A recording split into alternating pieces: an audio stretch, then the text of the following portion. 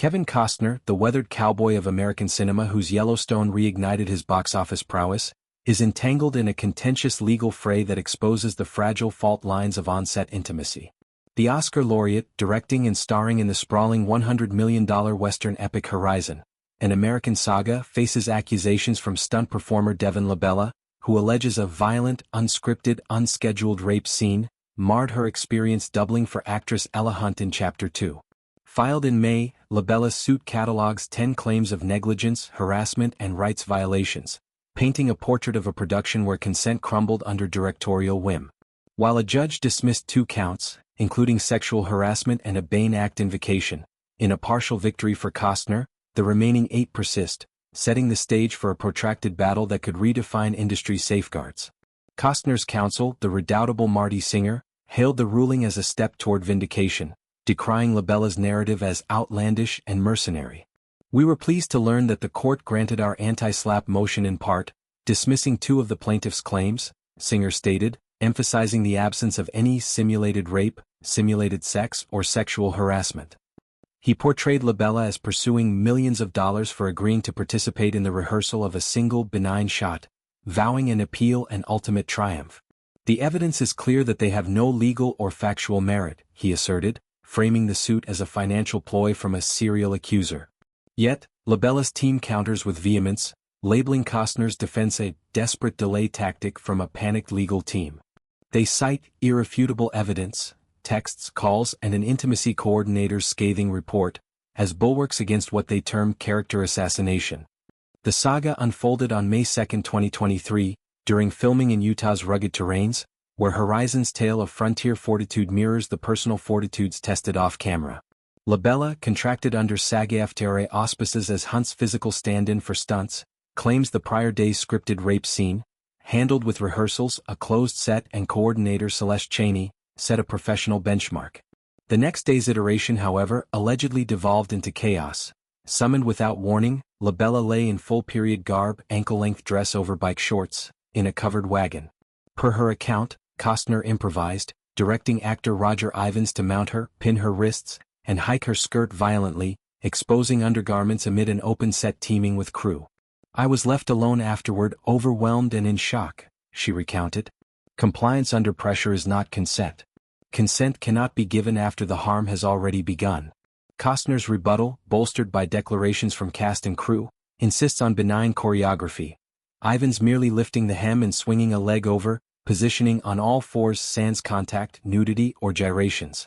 There was no physicality other than Devyn's outer dress being pushed from her ankles to her knees, he averred, noting pre-blocking with LaBella's input and undisturbed underlayers. Post-rap text from LaBella: "Thank you for these wonderful weeks. I learned so much. I'm really happy it worked out," undergird his narrative of satisfaction.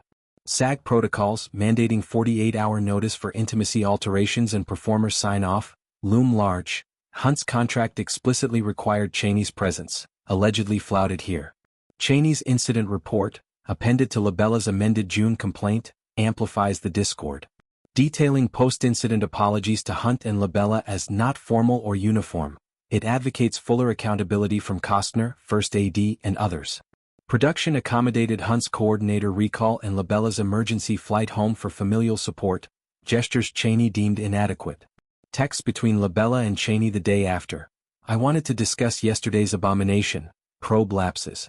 No coordinator, non-stunt intimacy on a stunt double, unprepared rehearsals, open set, camera department directing unscripted action. Who is going to take responsibility for the abuse of power, negligence, and ignorance on set?" LaBella demanded, encapsulating a system's betrayal. LaBella's attorneys, James A. Vagnini, Kate McFarlane, Cassidy Gogan, rail against deflection. "The playbook used by defendants like this is tired, archaic," Vagnini thundered, urging accountability over denial. McFarlane accused men in this industry of habitual narrative twists, praising LaBella's immediate courage.